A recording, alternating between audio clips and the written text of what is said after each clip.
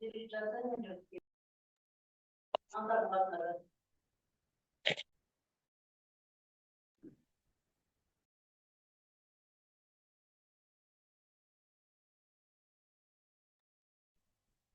жарық қыздар, қалайсыздар? Қалай жағдайларыңыз? Аман есенсіздер ма? Қайырлы кеш, Құралай ханым. Қалдарыңыз қалай? Жақсы. Өзіңіз қалайсыз? Зейнеп ханым қалайсыз? Жақсы, Құралаға. Көп болды көрінбей кеттіңіз. Какие новости у вас? Ой, супер. Жақсы, бәрі де жақсы, күшті, прям. Сәлеметсіз бе? Сіз саламатсыздар. Немен айналысып жүрсіз? Сол өзім қуған психологиям ғой. Қуып кеттім ары қарай. Қуып кеттім демесеңізші. Қуған Ну, жаман. это мое. Это мое, я туда зашла полностью. Күшті, күшті. Я түсіндім, да, что это мое. Вот этого мне не хватало. Моя стихия. Шүкір, күшті. Сол Алла тағалам сол жолға әкелу үшін өз бетіңізбен жүре қоймағаннан кейін Иә. ауыртып әкелді ғой. Соны түсіндім. Өз беттерімен соған бүйтіп батқысы келмей жүргендер қаншама. Да. Сіз де сөйтіп жүрдіңіз, сізді батыру үшін сізге қиыншылық берді, амалсыздан береді да Алла тағалам. Иә, шүкір Аллаға. Өзіміз соны түсіне қоймағаннан кейін, айтқан дұға қоймағаннан кейін ұрып қояды. Иә, шүкір. Сейчас я член Ассоциации специалистов по психосоматике Республики Казахстан. Күшті, молодец, құттықтаймын. Рахмет. Представитель в городе Атырау. Сіз Атыраудасыз, да? Я Атырауда. Сейчас летаем форумдарға, съездерге, бәріне қатысып, білім алып, сөйтіп, ақыры сол психосоматика ұнады маған. Причина іздеймін да сол жерде. Күшті. Причинасын білген күннің өзінде уже трансформация болып бастайды. Трансформация басталған кезде уже жаңағы проработка арқылы оны қазып бүйтіп алып тастау керек. Причинасын білгеннен это же не лечится. Лечить надо, дальше лечить надо. Ол осознание келген арқылы адам деген тәубеге келу ең бастысы. Біздер сол тәубеге келмейінше ана тәкаппарлықты байқамаймыз. Біреуді төмендету, біреуді өсек, жаман нәрселер жасағанда, оны мойындамайды да адам, ол күнделікті жасалып жатқан нәрсе ғой деп. Соны, мен оны істедім ғой, ол дұрыс емес екен деп мойындаған уақытта ғана тек ана нәрселер кете бастайды да. Жаңа сіз айтасыз ғой, ана как капустаның беттері сияқты бүйтіп бір-бірлеп, қырыққабат, сөйтіп ашу керек деп айтатын едіңіз ғой. Сол сияқты за всю свою жизнь сколько таких ситуаций, многое множество, да? Целая гора капусты ғой, и соны разгребаешь, да? Бұл бір сәтте кетіп қалатын зат емес. Сол үнемі сол өзіммен жұмыс жасаған уақытта сол ашылады да капусталар. Дұрыс айтасыз. Қыздар, мен сіздерді бүгін екештің арасында жинаған себебім, знаете что, Астанаға барып келдім ғой. Астанадан ұстазымнан үлкен бір көп осознанностьтар алдым, бір күн жанында жүріп проработкадан өттім. Енді істемегеніміз қалған жоқ, бәрін істедік. Солармен мейлінше максималды түрде бөліскім келді. И бөлісу үшін вот последнее время неге бүйтіп жатыр? Сіздерде ма қыңқылдап жатқан, менде ма? Последнее время я замечаю, оказывается, маған мы тебя любим деген сөз қатты энергия береді екен. Осы жерде, мына жерде қазір 31 адам отырсыздар. Кеш кіргеннен кейін шығар. 31 адам. Кто меня любит? Жазыңыздаршы астына комментарийға. Бірақ шынайы болсын, өтірік емес. Өтірік жазбай ақ қойыңыздар. Шынайы, кто меня любит по-настоящему?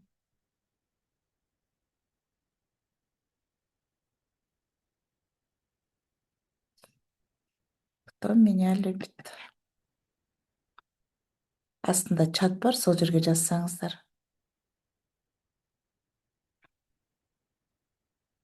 Назерке жазып жатыр, мен жақсы көремін сізді дейді. Назерке бізде 17-ші поток менторствода отырған қыз. Күшті проработка жүріп жатыр ғой. Бүгін біз жаңа сіздердің алдарыңызда сол 17-ші потокпен кездестім. Керемет сабақ болды. Вообще сол Назерке қаяқтасың? Қандай пониманиелер келіп жатыр? За что ты меня любишь? Бірінші айтшы соны. Назерке қайтасың? Сәлеметсіздер. За что ты меня Мадам, за что любишь? көзімді ашып жатырсыз ғой кәдімгідей бүйтіп анандай бір пеленаның астында жүреді ғой, сол бүйтіп көзімді ашып жатырсыз ғой, сол үшін сізді жақсы көремін. Қандай пелена ашылды? Қандай шел дейді ғой қазақ оны. Қандай шел шешілді? Өзім жаңағы ойлап жүрген, бірақ менде жоқ ондай нәрсе. Мен енді точно менде емес ау сол нәрсе деп ойлап жүрген жаңағы установкілер, неше түрлі программалар бар ғой, сондайларды тауып жатырмын өзімнің. Проработканың кезінде шығып жатыр ғой, бүйтіп тамырымен бірге суырып аласыз ғой. Мен басында сізде группада жаңағы пернеш ханым жазады ғой группаға, күшті қылып осындай болады, құралай ханым деген түп тамырымен біргесіңдер, білмей қаласыңдар даже. Тауып алады деген кезде ол қалай ол сонда? Қалай тауып алады деп сенбейтінмін. Мен шынымды айтайын, онша сенген жоқпын. Қалай ол невозможно ғой ондай нәрсе деп. Мен өзіме жасағаннан кейін барып көзім жетті ғой кәдімгідей анандай. Мен ұмытып кеткен, маған қатысы жоқ шығар, бұрын болып кеткен нәрсе ғой. Наверное, ол влиять етпейтін шығар деп ойлайтынмын негізі. Сөйтсем бүкіл өмірімде болған нәрсенің бәрі отпечаток сияқты қалып барлығы әсер етеді екен ғой. Солар жаймендеп жаңағы ана кір айнаның бетін сүрткен сияқты жаймендеп сүртіліп жатыр ғой. Беті астынан өзіміздің түрімізді көріп жатырмыз ғой. Шынымен түрімізді, өзіміздің бет бейнемізді көріп жатырмыз. Күшті, күшті, керемет қой. Егер ол сенде болмаса, жаңа 17-ші потокта отырған басқа қыздарға проработка жасаған кезде сен ебіл-дебіл жылап отырмас едің, басқалар да жылап. Менторствоның фишкасы сол ғой. Бір адамға, мен өзім ана жеке менторствоны кімнің дауысы мынау нетіп жатқаны? Жеке менторство өте қатты ұнамайды маған. Ана адамдарға шыққысы келмейтін, өзімен ғана жұмыс істегісі келетін адамдар алады. 2 миллион, 3 миллионнан жеке менторствоны. Маған өзіме осы групповой ұнайды. Потому что ол жерде бір қызбен бір жұмыс жасап жатсаң, басқаларында да понимание келіп жатады да, басқаларда да. Иә, менде жоқ деп ойлайсың ғой. Иә. Ол маған меня это не касается деп отырасың ғой, айтып жатады ғой. Мен сөйтіп кейде басында кейбір нәрселерді сөйтіп ойлаймын, ай менде жоқ қой бұндай нәрсе деп. Ал бірақ сіз айтасыз ғой, сол состояние ең бірінші жаңағы өзіңіздің подсознаниеңіз алып келген шетке барыңыз деген кезде бір жерге барып топ ете қаласың ғой, сол кезде сол жерді тауып аласың. Ой, оказывается, менде де бар екен ғой деп па? Иә, менде де бар екен ғой ол деп. Ешқайсысы просто так нетпейді ғой, өтпейді ғой, обязательно бір нәрсе шығып отырады. Менторствоға дейін қандай болдың, Назерке? Қазір Менторствоға дейін. менторство енді біткен жоқ қой, но все равно сенің бетіңде, кожаңда бәрінен мен изменение көріп тұрмын негізі. Менторство әлі біткен жоқ, бірақ до қандай болдың? Қазір ішіңдегі өзгерісті айта қойшы. Қатып жатыр ма, менікі ма? Сөйлей бере ғой. Бейнең ғана қатып тұр, даусың естіліп тұр.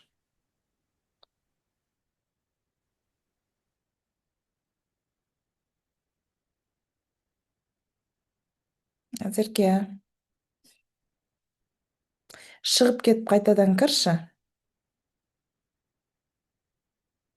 Зумнан шығып кет та қайтадан кір.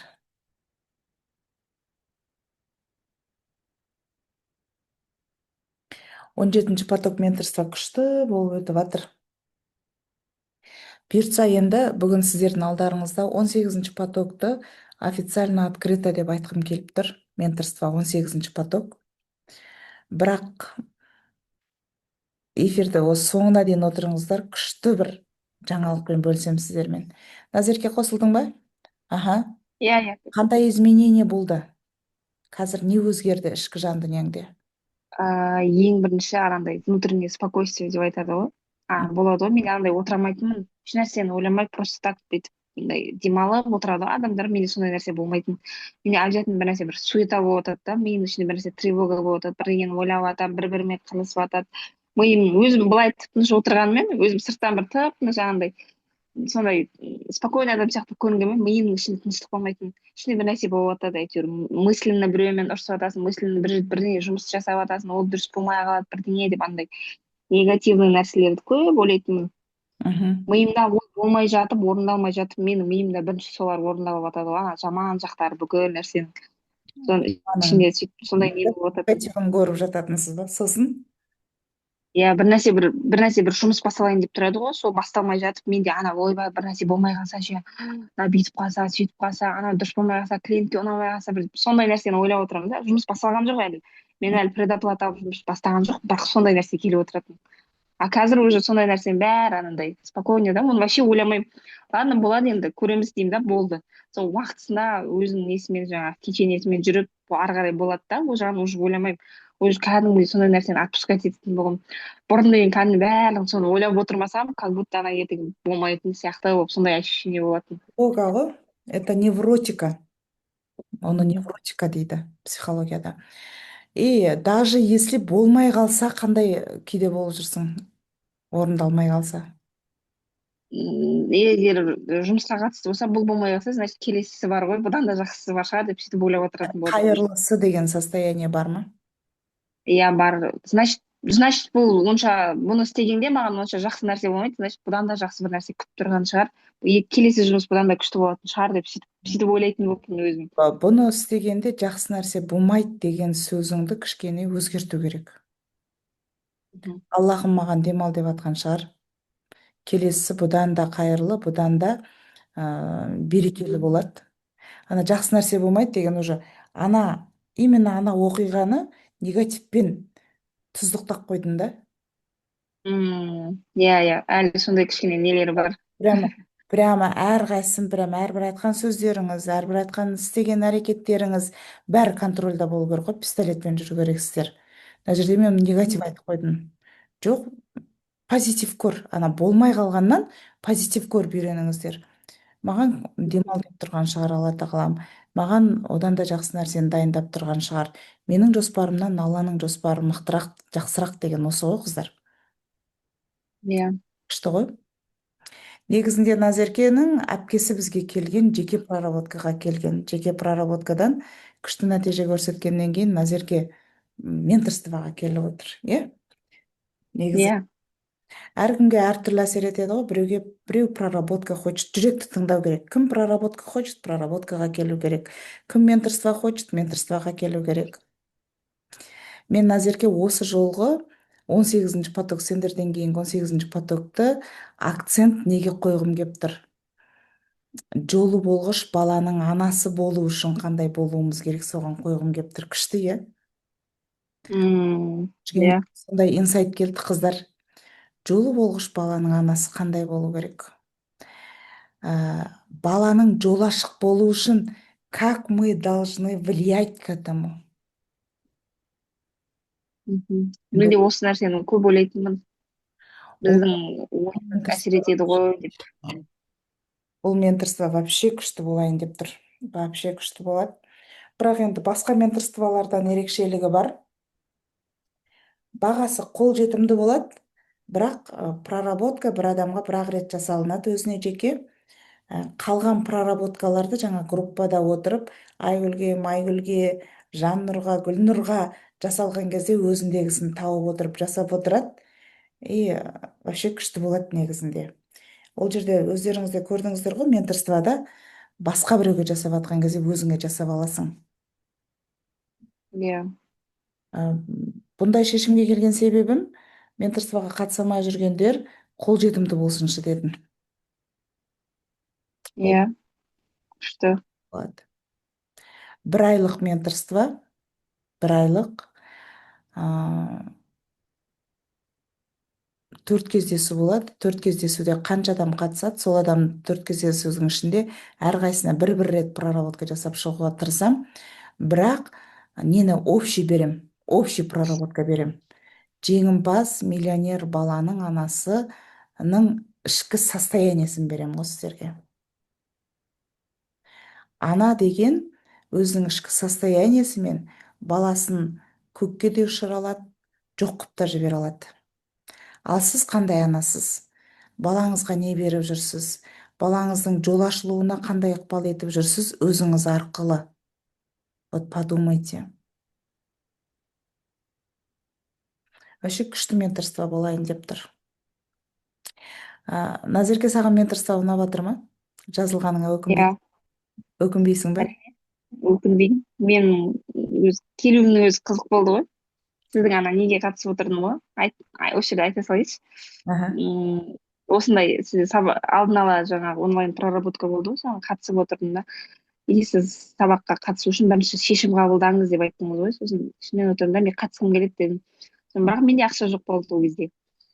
Еще черный списоктан рассрочка шықпайды.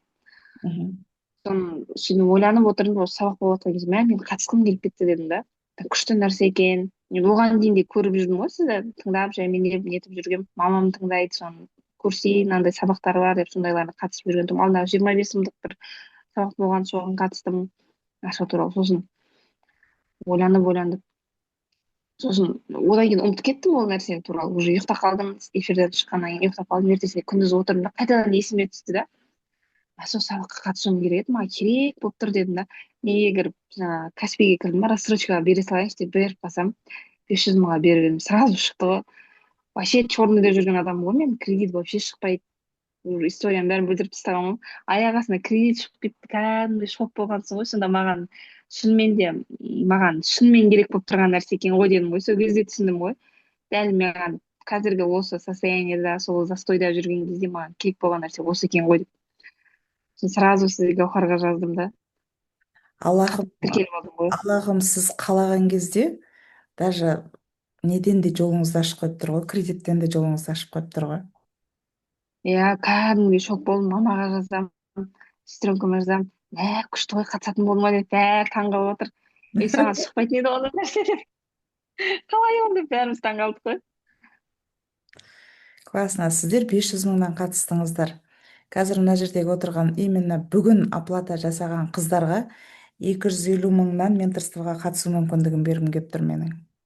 Именно ұрпақ тәрбиесі, жеңімпаз, жолы болғыш, миллионер, масштабқа шыға алатын баланы тәрбиелейтін ананың ішкі состояниесін жасауға көмектесем. Қыздар, ол бүгін ғана 250 мың, ертең уже 500 мың болады. Гаухарға хабарласып, бүгін 12 ай бар бізде, 12 аймен или наличный ақшамен тіркелсеңіздер болады. Мен сіздерге советую, мына жерде енді балалар өсіп кеткен адамдар көп. Қыздарыңызды, ұлдарыңызды қатыстырыңыздар, келіндеріңізді қатыстырыңыздар. Покажите дорогу. Прямо хотите, жаңа Назерге қатысқым келеді деген сияқты, мен қызым қатысса екен, ұлым қатысса екен, келінім қатысса екен деп прям хотите, когда через любовь захотите, влиять ете аласыздар. Мен кезінде я так хотела менің проработкама балаларым келгенін, ұлдарым келгенін. Күндердің күнінде Гаухар кеп маған, мама, мен сізге көмектесем, жұмыс істеймін деген кезде шокта болдым ғой. Это мое желание было. Енді Гаухар маған жұмыс істейді деген сөз, проработканы түсінеді, психология, қазір уже түсініп алды ғой бәрін, өзі проработка жасағысы келіп жүр. Бәрін түсінеді, уже күйеуіне ақырындап ықпал ете береді ғой, через энергетика. 7 сантиметр жанында жатыр ғой менің балам. Вот. келіндерді қатыстырыңыздар.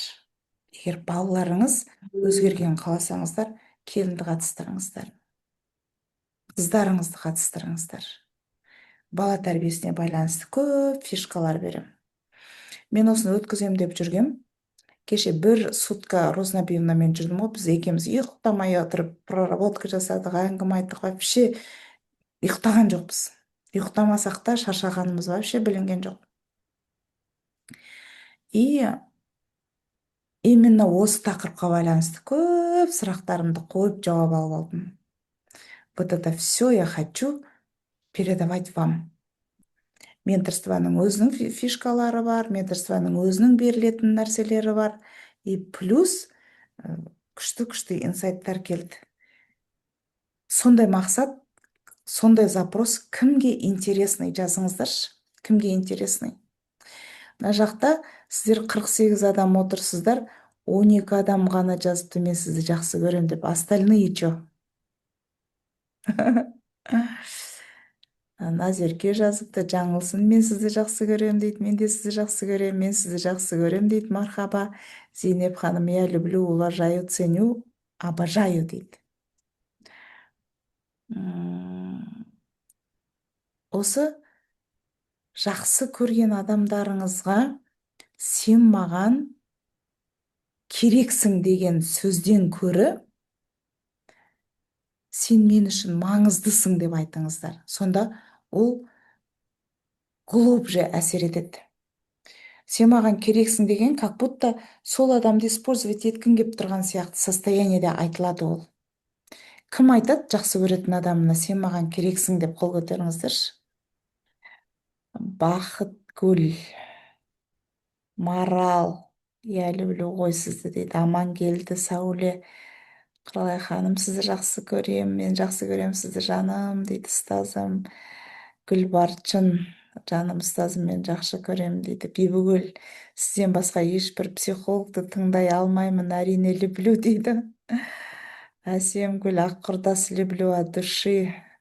Манзура, мен өте жақсы көремін, обожаю. Мен сізді жақсы көрем дейді. Зүлфия, мен сізді жақсы көрем, сыйлаймын дейді.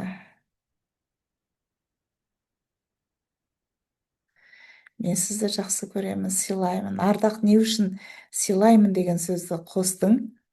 Я же просила, любишь меня деп. Жанар, керемет жансыз. Айфон, сізді жақсы көремін, құрметтеймін дейді. Жақсы көретін адамына сен маған керексің деп айтатындар бар ма? Қол көтеріңдерші.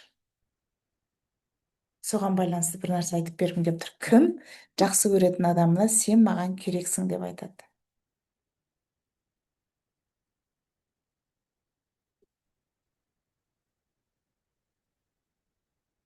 Айтпайсыздар ма өйтіп?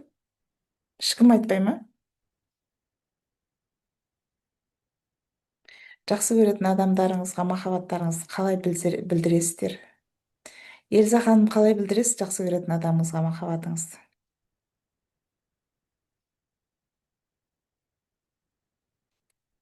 Эльза ханымға сұрақ қойып шығып кетті ғой. Айтыңыздаршы, жақсы көретін адамдарыңызға махаббаттарыңызды қалай білдіресіздер? Кто кого любит? Жарайды, Назерке, айта берші. Жақсы көретін адамыңа, например, күйеуіңе. Как ты показываешь свою любовь?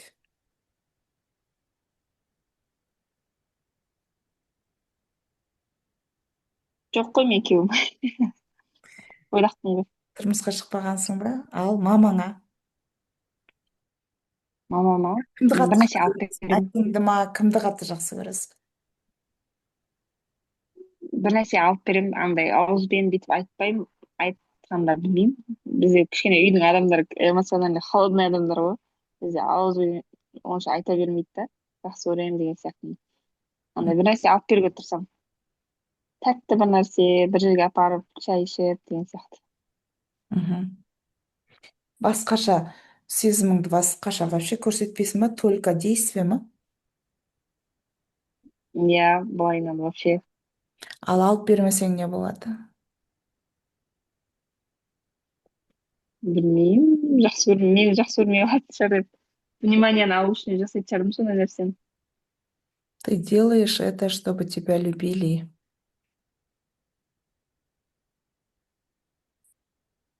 Солай ма? Иә, мен мамам айтатын сөз есімде қалып қалыпты кішкентай кезімізде. Біз енді үйде үшеуміз ғой. И енді кішкентай сестрем туламын дегенше мамам баланың не екенін, баланың жақсы көру дегенін білмеппін. Осы үшінші кішкентай қызым туылғанша соны ғана еркелетіп жақсы көріппін деп сөйтіп айтатын. Мгм. Почти что білмеймін, есімде жоқ вообще мамамның еркелетіп құшақтап неткен кішкентай кезімде. Мгм. Бұл Былай тақырыптар бекер айтылып жатқан жоқ. Мамамның еркелетіп құшақтағаны кішкентай кезімдегі есімде жоқ дейді Назерке. Сіздер Назеркенің торционный полюсінде отырсыздар. Значит, большинство людей тут, которые сидят, вот это не чувствовали. Есть такое, қыздар? Жазып отырыңыздаршы. иә.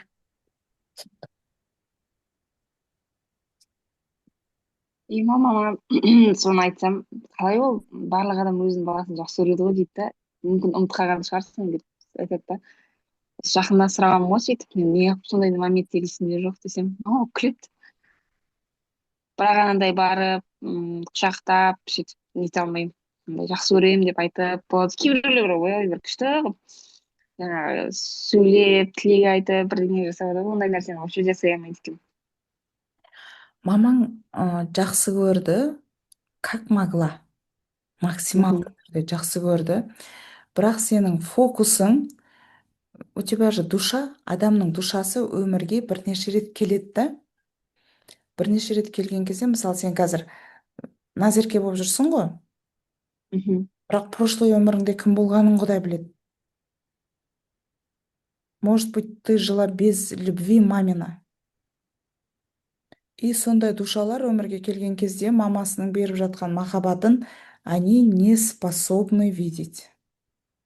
Чувствовать не способны. Мгм. Вот осының бәрін проработка арқылы қалпына келтірсек болады. Генетикамен жұмыс жасап жатырмыз ғой жаңа менторствода. Мгм. Генетикамдағыны аламын, өшірем деген кезде соның бәрі кетіп қалады. И бағана ғана қайсысыңа жасаған кезде, біреуіңізге жасаған кезде, жаңылсынға жасаған кезде ғой деймін. Мамаңыздың көзіндегі махаббатпен наполняйтесь деп бір техника жасаттым ғой. Иә, жасадым ғой, жыладым ғой сол кезде. Вот именно, ну ты же нашла тот момент, который у нее полной любви было к тебе. Нашла же? Иә, таптым. Иә. Бір қарап тұрған бір момент келді. И сол жердегі махаббатпен наслаждаться еттің. Сенің мамаңның махаббаты саған деген болды, Мгм. просто сен оны көре алған жоқсың. Неге көре алған жоқсың? Потому что сенің душаң не способна было это видеть. Ал проработкада бағанағы вот эта способность мы открывали. Маманың махаббатын көре алатын способность көрдің, ты получила это. Это пошло-поехало болады бұдан кейін, бұндай проработкадан кейін. Понимаешь? Қазір ненің бұлақтың бүйтіп бағана көзін аштық, ананың махаббаты деген. Көзін аштық, анау енді бұрқырап қайнайтын болады. Иә, сол кезде қатты эмоциям көтерілді кәдімгідей. Ана Именно сол техникада. понимание келген кезде это вообще. Мен бұл техниканы недавно сама открыла, қыздар. Именно мен әрбір менторствода мен әртүрлі неше түрлі новый нәрселер берем. Недавно для себя открыла. Мне чего-то не хватало, жаңа мен сені жақсы көрем деген сөз маған энергия береді екен деген да айтып отырған себебім де сол, сіздерден сұрап отырғаным да себебі сол. Маған бір нәрсе жетпейді екен. Мен де ойлағам 28 жылдық тәжірибемен любви у меня хватает деп. Қазір отношениеден глубокий проработкалар жасап жүрмін ғой өзіме. Оказывается, любви хватает деген бұл менің ойым мына жүрегімдегі бар махаббатқа сәйкес келмей тұр да. И тауып алдым, мамамнан тауып алдым. Мамамнан тауып алып, сол мамамның маған бір махаббатпен қарап тұрған кезін, прям ана жерден алған кезімде менің ішімде буырқанған энергия пайда болды ғой. Бір деген энергия емес, қыздар. Такой энергия прям бар ғой. Бүйтіп адамды бүйтіп бір мудрая, высокая, сондай бір самодостаточная, сондай қылып сезіндіретін сондай энергия пайда болды. Тут не обязательно мамамен ғана. Осы менторствода я вас научу пападан да, күйеуден де, баладан да, басқадан именно осы махаббатты как уметь получать. Прям сол анау ненің бұлақтың көзін қалай ашу керек, қалай алу керек, соны прям проработкада хочу показать менторствода. Бұл енді бұны менторство деп емес, бір атын басқаша қою керек шығар.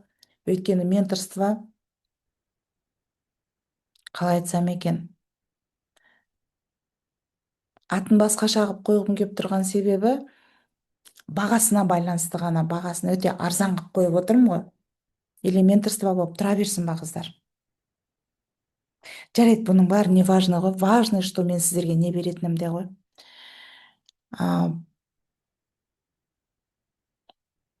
Егер сенің балаңның жолы болғыш болғанын қаласаң, қызыңның жолы болғыш, масштабтағы сондай миллионер болған қаласаң, сенің ішіңде махаббат көп болу керек.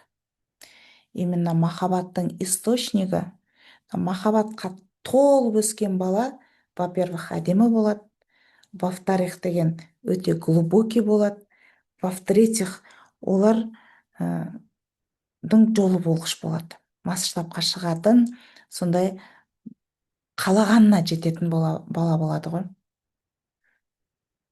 Никогда не поздно работать с этим.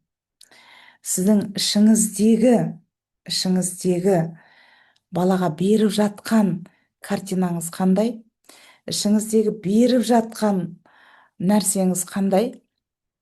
Соның бәрін прям ой елегінен өткізіп, размышлениядан өткізіп, проработкадан өткізіп, жағыңыздың бәрі реттелген кезде, ол сіздің балаңызға басқа нәрсе болып барады. Қазірге дейін не беріп келдіңіз? Это одно. После менторства беретініңіз вообще другое болады. Назерка айтып отыр, мен бүгін ғана бердім оларға. Назерка айтып отыр ғой, мамамның көзін тауып алдым деп, көзіндегі махаббатты тауып алдым деп. Хотя она до этого не чувствовала. Қанша жастасың, Назерке?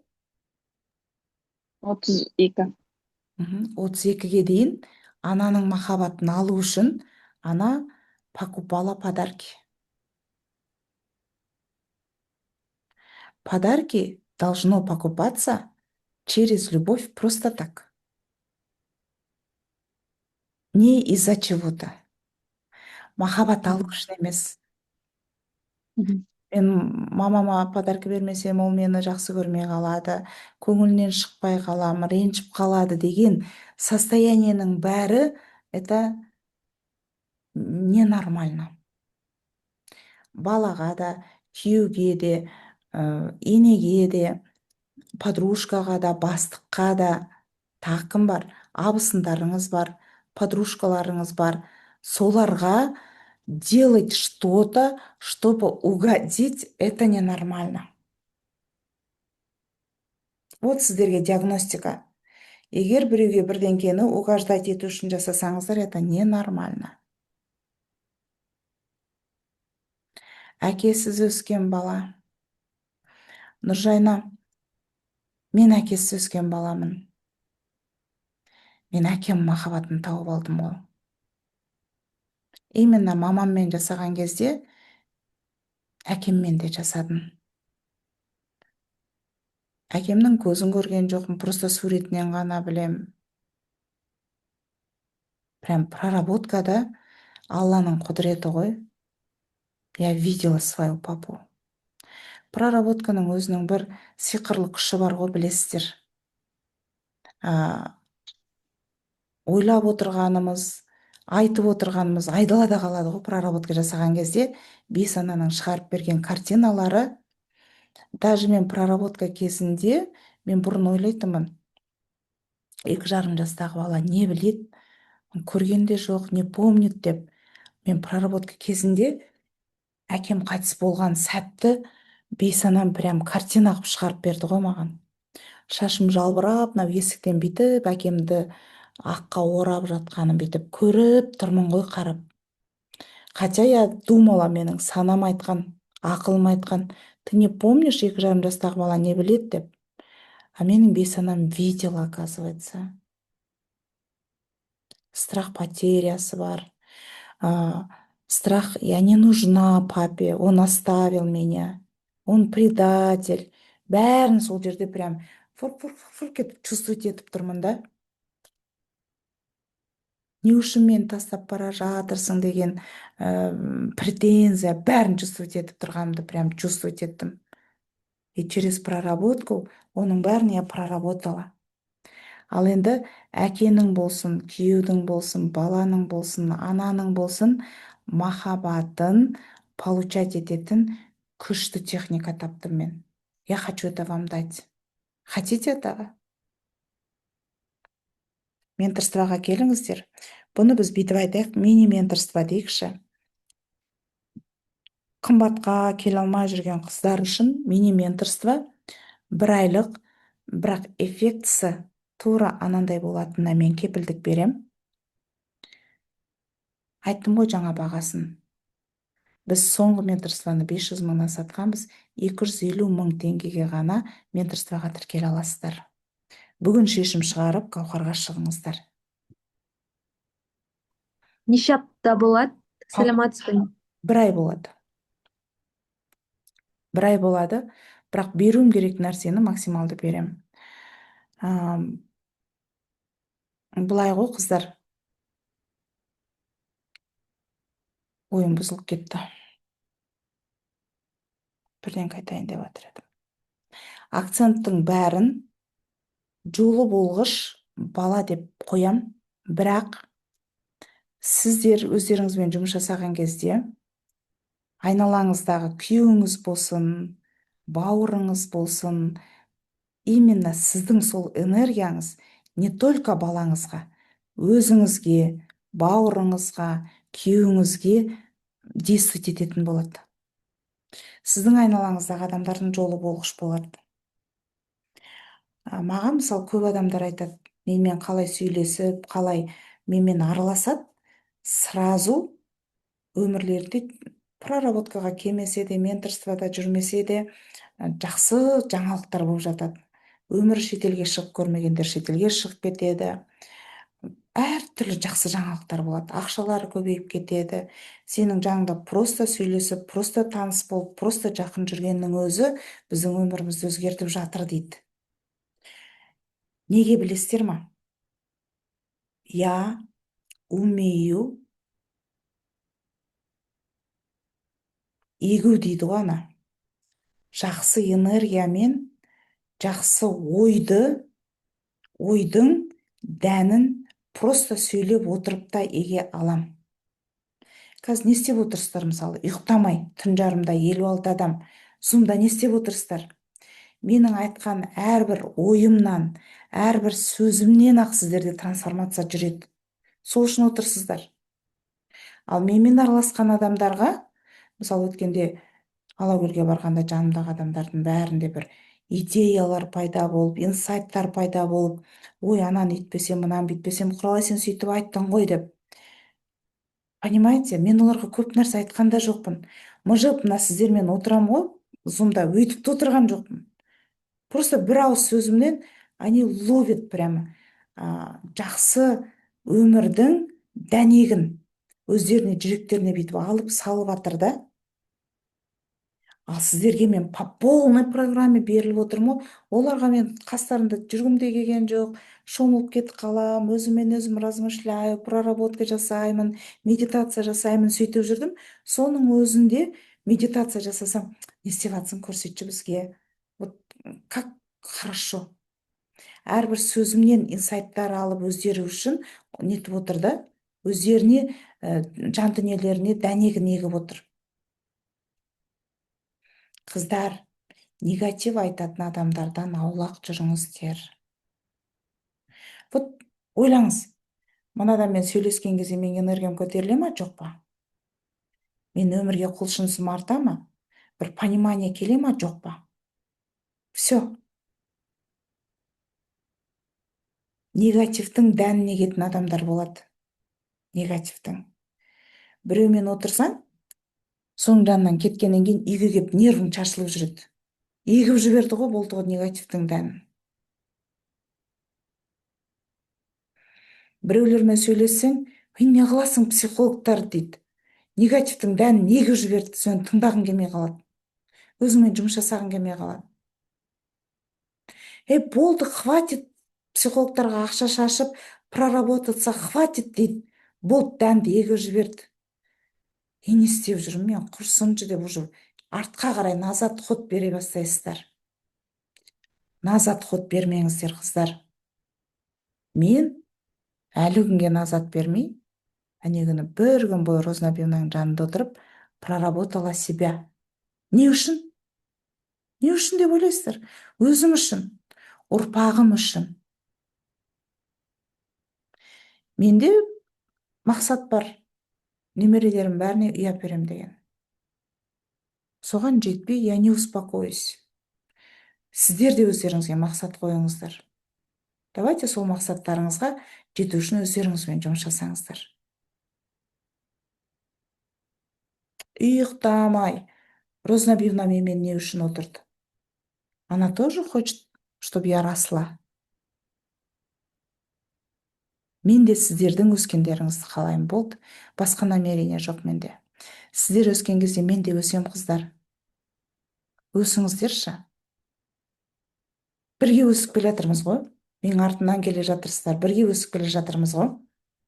Караваннан қалмаңыздар. Махаббат деген адамның бүйтіп жүрегінен, душадан шығады. Мынандай нәрсені айтайыншы сіздерге. Адамның жан дүниесі, душасы тазарған кезде рухы өседі. Түсіндіңіздер ма?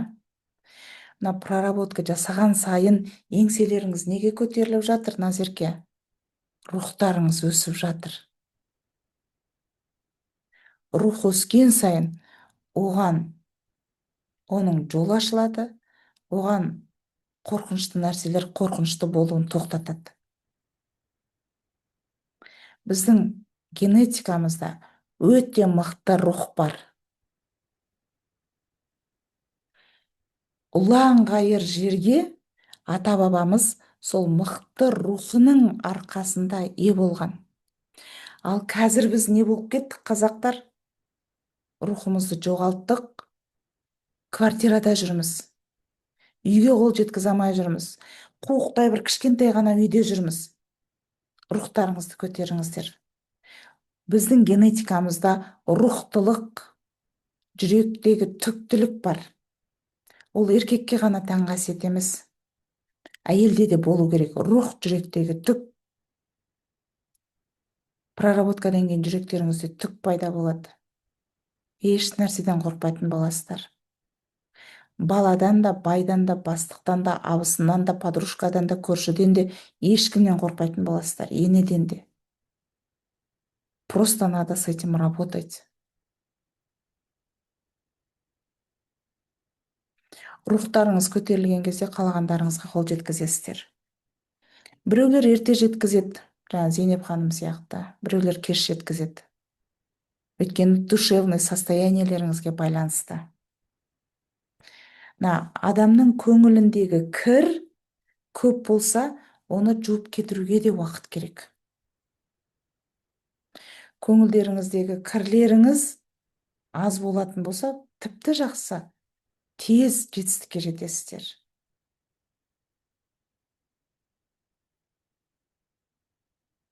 Понимание келіп жатыр ма қыздар?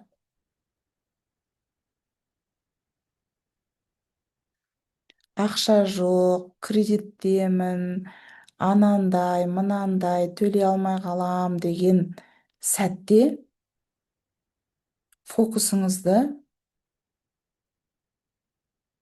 позитивке аударыңыздаршы. Оның ішінде отырмаңыздар, ондай негативтің ішінде. Шүкір Аллаға, өткенде андай кредит алдым, төлеуге мүмкіндік берді ғой Алла тағалам. Шүкір Аллаға, соның арқасында мынандай болды, соның арқасында мынандай болды.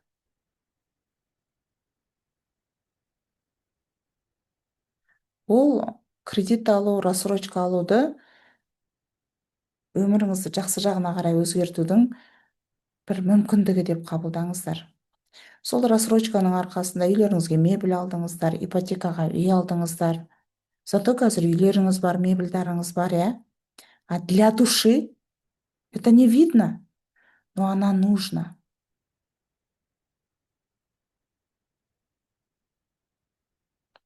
Рухыңыз көтерілу үшін, рухты, ұрпақты тәрбиелеу үшін не істеп жатырсыздар? Рухты ұрпақ тәрбиелеу үшін сіз рухты болу керексіз. И сол рухты сіз бересіз. Өткенде бір қызық нәрсе болды. Бір ресторанда отырмыз. Мен енді ұлдарым өздері әке болған взрослый балалар ғой.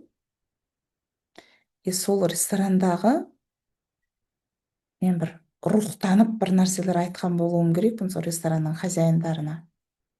Они так удивились, сүйсініп, мама, оказывается, так можно деп айтқан кезде, на тонкий момент түсініңіздерші. Мен сол рухыммен аналарға бүйтіп отношение жасап тұрғанда, мен екі балам соны көріп, для себя это взяли же. Мен қалай күшті деп, прям признание беріп тұр да. Сіздер сондай болу керексіздер ғой.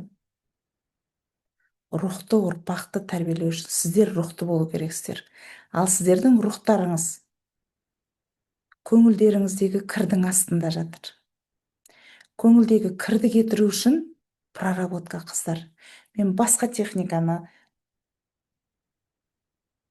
рекомендовать етпеймін. Потому что именно проработка мені өсірді, менің рухымды биіктетті, менің мынау сөйлеген кездегі ызыңдаған, сөйлеген кезде жаловаться еткен, сөйлеген кезде я не нужна, меня не любит деген состояниеде тұратын Құралайды оттуда вытащила. Мен өзім қандай болотадан қалай шықтым, соны сіздерге көрсете аламын. Қандай жолмен жүрдім, қалай өзімді өсірдім, соны сіздерге көрсетіп, жасатып, сіздерде де сондай нәтиже болған қалаймын. Давайте ұрпағымыз үшін работаем с собой. Мен сіздерді күтем. Бүгін Гауһарға хабарласып, орындарыңызды брондайсыздар ма, не істейсіздер білмеймін. Бірақ бұл сума тек қана бүгін 250 мыңнан. Хорошо? Жарайды, атыда менторство болып қала берсінші.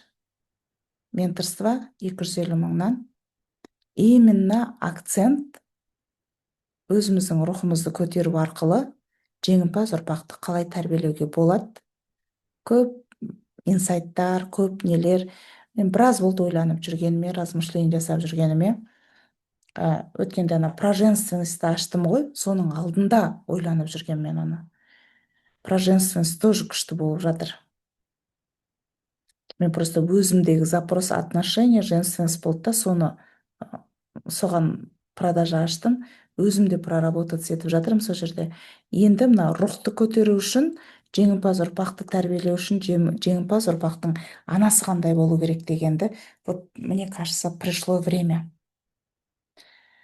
Басқа менторстволардан арзан болуының себебі де сол. Сіздердің ұрпақтарыңыз үшін я тоже заинтересована. Хорошо? Тақырыбын жеңімпаз ұрпақ деп қояйық. Гаухар жазып жатыр екен, маған да сондай инсайт келіп жатыр. Жеңімпаз ұрпақ мини менторство. Хорошо? Жеңімпаз ұрпақ мини менторствосына. Тек бүгінгі баға 250 мың болады, қыздар. 12 ай бар. Ұрпақ үшін даже 3 секунд ойланудың қажет жоқ деп ойлаймын. Бұрын айтатынмын ғой ылғи да 3 секунд ойланыңдар деп. Мен 2 балам үшін, 7 немерем үшін, 2 келінім үшін 3 секундта ойланбас едім.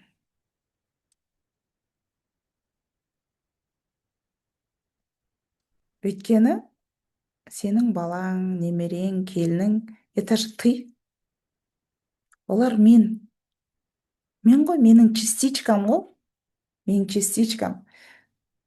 Мысалы, мына саусақ, мына 10 саусағың бар болатын болса, мына саусағыңа тікен қадалса да ауырады, мына саусағыңа тікен қадалса да бірдей ауырады. Это моя частичка. Ұрпағым үшін даже 1 секунд ойланбас едім. Сіздер де даже 1 секунд ойланбаңыздар. Принимайте решение. Я приняла решение деп для себя айтыңыздар өздеріңізге. Это очень важный, ценный решение деп ойлаймын мен. Жеңімпаз ұрпақ.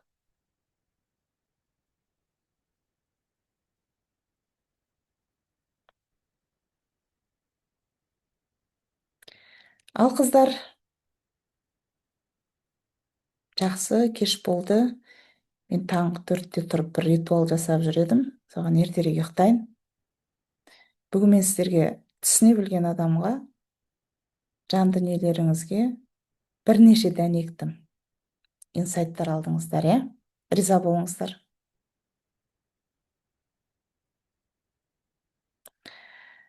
Менторствоға решение қабылдай алмай отырған адамдарға Назерке не айтар едің? Енді сен свежий қатысып жатқан қызсың ғой.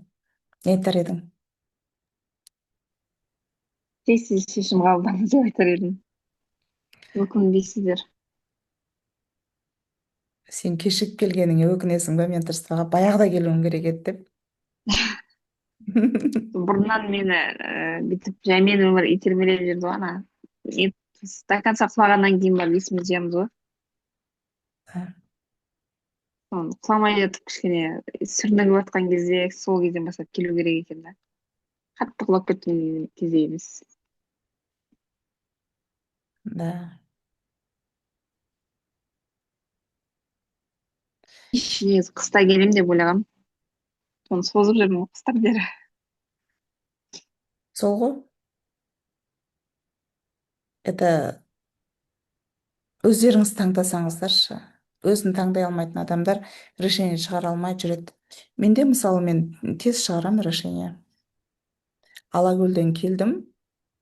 Срочно Астанаға баруым келді, кете салдым.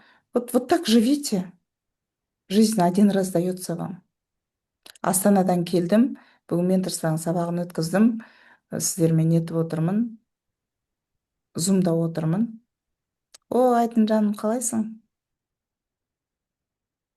Сандуғаш кіріпті мына жерде.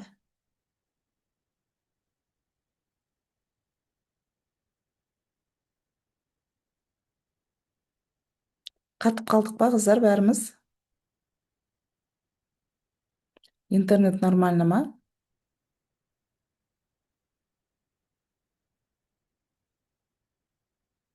Что-то менде интернет қатып қалды. Менде интернет қатып қалды ма?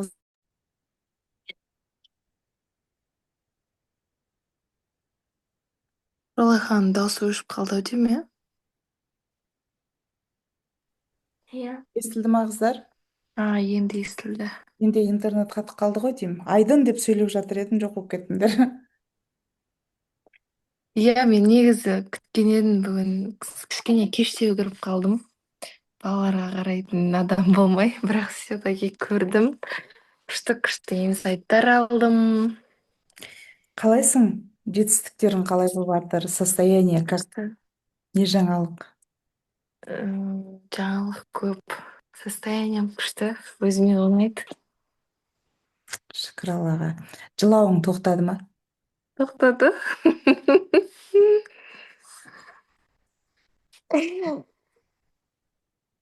Круто. Өзіңіз жақсы Жақсы, жүрсіз ба? жақсы. Рахмет жаным. М. Біз менторствоға 18-ші потокқа продажа ашып отырмыз, бірақ тақырыбы жеңімпаз бақ деп қояйық деп жатырмыз. Оны жаңа мен кішкене кештеу кірдім да, ол бізге бола ма? Именно мамаларға ғой. Жеңімпаз Именно ұрпаққа, мамаларға. жеңімпаз ұрпаққа, достойный жеңімпаз ұрпақты тәрбиелеу үшін сен қандай болу керексің? Іштегі рухты беретін, рухты қылып өсіруіміз керек қой жеңімпаз ұрпақты. Қандай программалармен жұмыс жасау керек? Солар. Мына мен ойладым да, енем өткенде сіздің неңізге 3 күндік неге қатысты да 50 мың төлеп өмірі қатысып көрмеген, өткенде проработкаға барам деп бара алмады. Именно осы сабақ керек болып жүр мама. Мама бүгін тойға кетіп қалды, өкінішке орай көре алмады мына эфирді. Әйтпесем ол қалмайтын еді. Мынандай болып тұр ғой қазір бізде.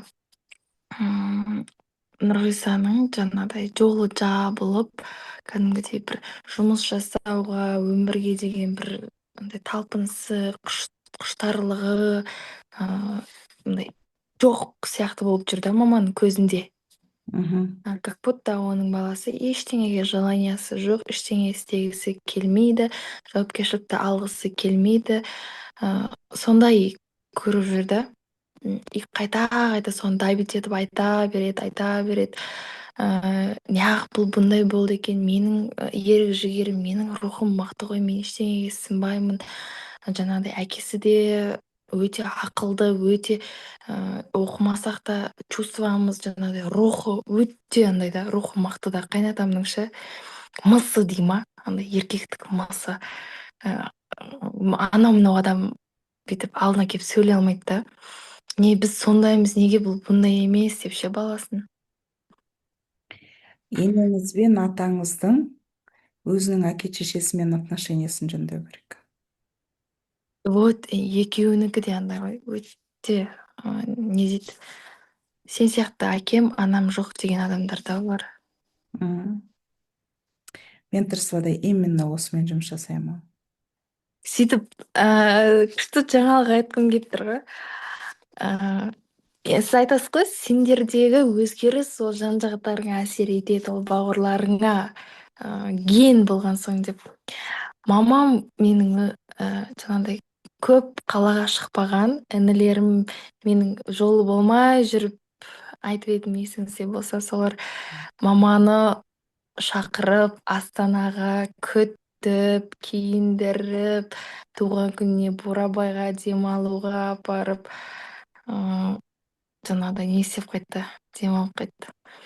Мама вообще екі езуі екі құлағына жетіп. Генетикадан өшеді ғой жаным. Сондай, иә. Кәдімгі жолдар жүріп, ана көп ақша тауып, ақша жинап құралаған айтуға да көз тиіп кетеді деп көп айтқым келмей қалды негізі ондай жаңалықтарды. Бірақ жаңалықтар көп, өте көп. Сөз тимесін, конечно. Қорқынышты тоже алып тастау керек қой, көз тиіп кетеді деген. Мен бүйтем ғой, осылай оны көз тиюге қатты мән бере бермеймін да. Кешегіден недавно, 2 апта алдын күшті болып жұмыс жасап, ана инстаграмды деген жүргізіп, продажалар жасап, анау мынау жасап, аяғым өзінен өзі шықты да, тобығымның сүйегі сынып кетпеді, құдайға шүкір, сүйегінен трещина түсті да. Оң аяғың ба, сол аяғың ба? Оң аяғым. Папа. Кейін үйге барып, Инстаграм емес, ол папа. жаттым, сол мама кетіп қалды, Бурабайға папа екеуміз қалдық үйде. О, папа. Папаңның бір нәрсесі өшпей жатқан шығар. Балдар қатты не қылды. Может, папина любовь ты не добираешь. Сен енеңді оставь в покое. на менторствоға келгің келсе өзің келіп отыршы. Это ее проблема. Почему ты должна переживать? Ғана есіме түсіп кетті да сол несі. Знать не надо людей. Алдыңғыдай емес, алдыңғыдай жүрегім ауырмайды. Алдыңғыдай переживать етпеймін, алдыңғыдай ойламаймын, Вот, алдыңғыдай. когда отпускаешь, наоборот, олар кәдімгідей жақсарады. Отпускаешь, когда. Сен ықпал еттің, лед тронулся, енең 3 күндік сабаққа қатысты. Ары қаратай уже она сама, как взрослый человек, должна талпынуға.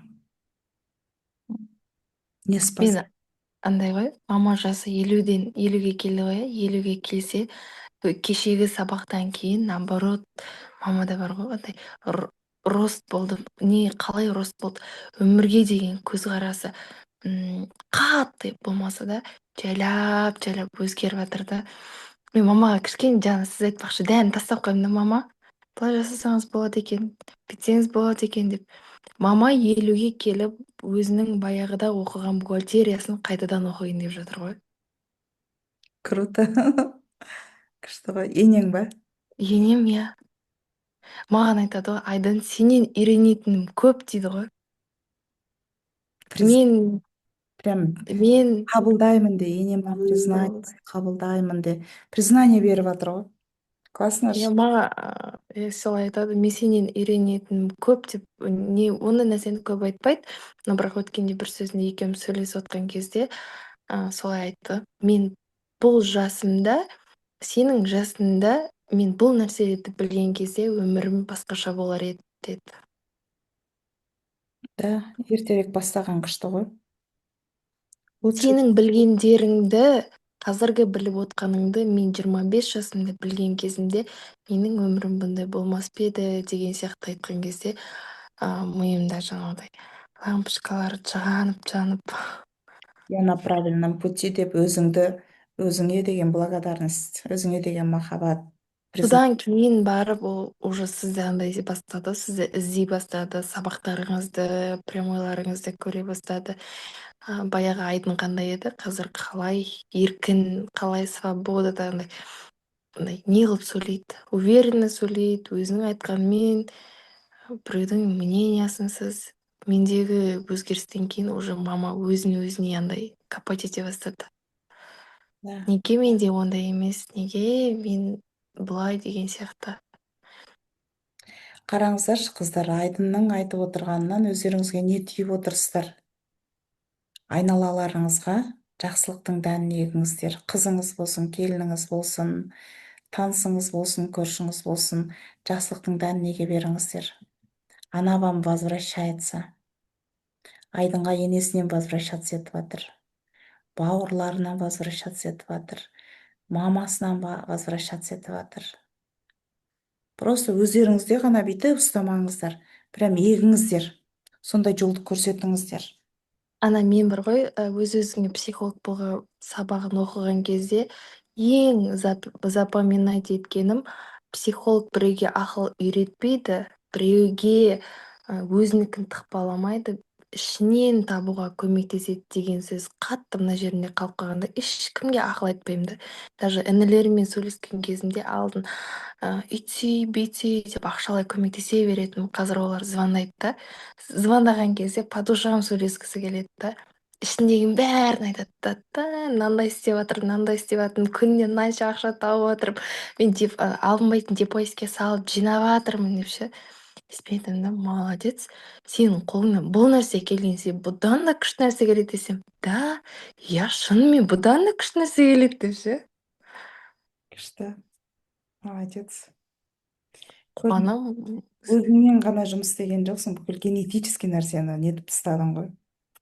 Кто молодец? Айдын. Я молодец. Айдынға проработка жасаған Құралай молодец. Мен мынандай ғой, мына жерде ойланбау керек. Вообще мен мына менторствоға қатысам. Сразу қатысам дедім бағана. Анау айналаңдағы жас қыздардың бәрін әкеп тықшы жерге. Өздері андай қылмаса оларды әкелу қиынау. прям именно ұрпақ туралы болғаннан кейін жас келіншектер қатысса вообще күшті болады. Бірдеңе айтайын ба? Менің айналамдағы қазіргі өзімнің араласатын қыздарымның әңгімесі әлі қазан ошақтың айналасынан шықпаған. Бүгін бір подружкамыздың туған күні болды. Айтатындары ата, ене, бай.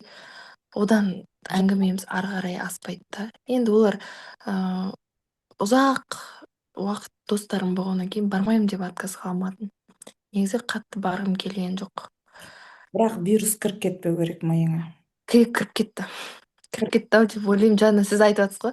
Негатив айтатын адамдардың қасында отырмаңдар, олардың дәні егіледі деген кезде бекер бардым ау деп. Айтып жіберсе бітті. Ол қашан құсы психолог тыңдайсың деген сөзінің өзі уже сені жолдан тайдырады. И сол күйеуің бүйтеді, ой жетістікке жеткеніңді қайтейін, күйеуің бүйтіп жүр, уже миыңа тығып жібереді күйеуіңді жаман деп. Ол просто Нұрғиса өзінің жолын жүріп келе жатыр просто. Жүріп келе жатыр. Қиналып жүріп келе жатыр да. Ал сен жолыңды қиналып келе жаттыңды, ты выбирала жеңіл жолмен өтем дедіңді, проработкаға келдің. Бұл разницасы сол ғана. Нұрғисадан еш жерің артық емес. Просто сенің артықшылығың, ты выбирала работать с собой. А он қиналып жүріп келе жатыр. Болды. Кешегіде ұстазым үйге барам ғой, маманы шығарып салуға. Ең қызығын айтайын. Мен сіз айтасыз ғой, мына жерде үшінші көздерің пайда болады деп. Сол үшінші көзімменен үйге барам, аяғымды не қылғам, тобығымның сүйегі жарылды. Сөйтіп менен кейін 18 жылдан кейін сіңлім туылған. 3 інім бар менен кейін. Одан кейін кішкентай сіңлім бар да, 7 жасар.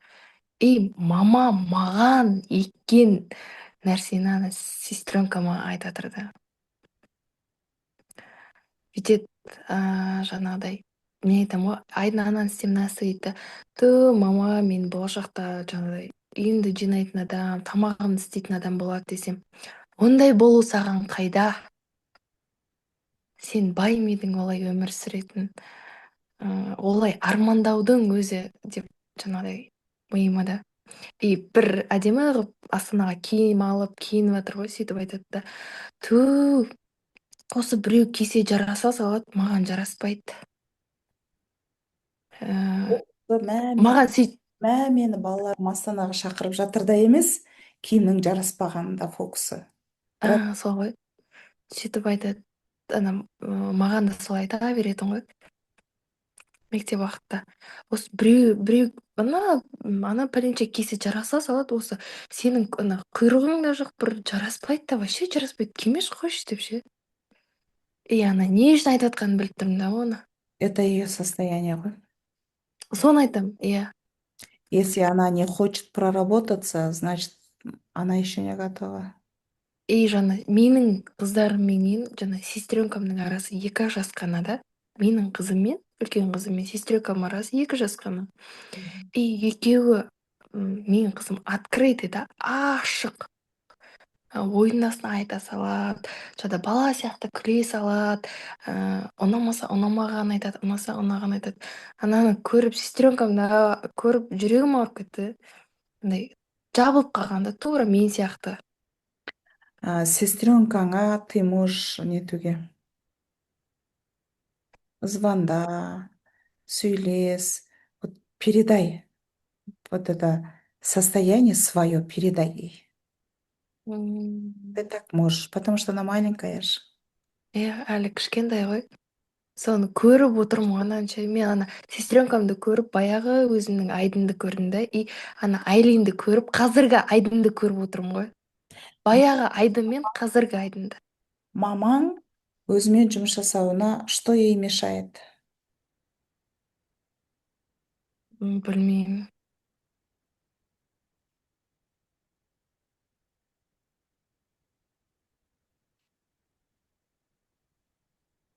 Білмеймін.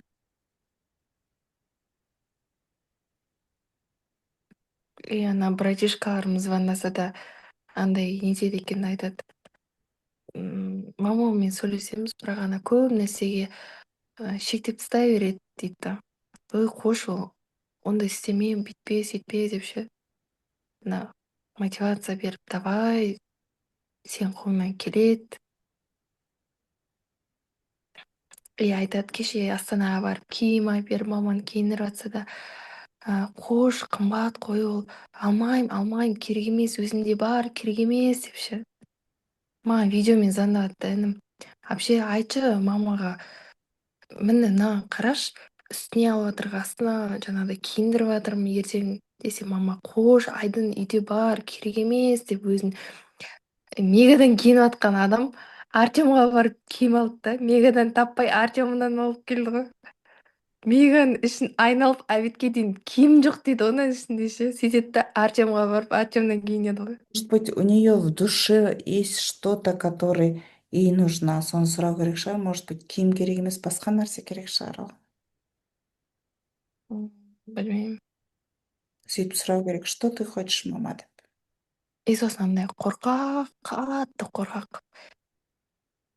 Мен оны қалай байқадым кеше үйге барған кезде мен балам ойыншықтарды алып келіп жатады да мама ұйықтап жатыр қатты ұйықтап жатыр қасымда сөйтіп ойыншық қолынан түсіп кетеді сақыр етіп сөйтіп мама кәдімгідей бүйтіп ұйықтап жатқан жеріне бет тұрып оянады да не болды деп ше мама не қылды сізге деймін да Страх потери, страх смерти.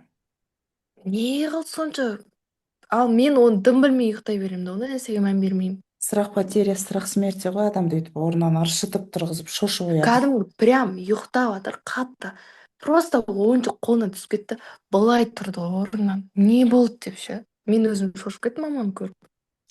Мен тура сондай болатынмын, кетті ғой мендегі. Соның бәрі маған берілді да и жаңа айтатын ғой сестренкамды көріп баяғы Айдын көз алдыма келді да и қызымды көріп менің қазіргі Айдынды көрдім да деп ана прям шүкір Төменге қарай кеткен жоқсың ба? жоқ ондай болған жоқ. Шүкір Аллаға. Просто Вообще андай сөз жоқ. Бұл сабақтарды өздері жаңа жасы үлкен ханымдар көп отырады ғой мен ойлаймын да неге келіндерін жібермейді неге қыздарын жібермейді ше давай өздері де шешім қабылдамайды ғой. алыңдар көріңдер Осы жерде бесплатно энергия алып отырады, өздері де шешім қабылдамайды. Вот это меня тоже удивляет. қалай андай балдарын қияды деймін да сондай жаман өмірде солай өмір сүріп жатқандарын көріп тұрып қалай қияды ол нәрсеге білмеймін. Давай оқы ананы көр сабақты проработкаға жіберіп ше мен Маған андай жеке проработкаға жігіттер келіп жүр, осы жерде отырған әйелдер балаларын жіберіп жүр. Қыздарын. күшті ғой Күшті, зор ғой қыздарын жіберіп жүр. Жаңағы осы жерде отырған әйелдердің келіндері балаларын келіндердің күйеуі ғой енді. Осы жердегі әйелдер өздері білмейді келіндері жіберіп жүргенін. Потому что бұлардан енелерінен изменение бар екенін көріп жүр ғой келіндер күйеулерін жіберіп жүр. Қызық,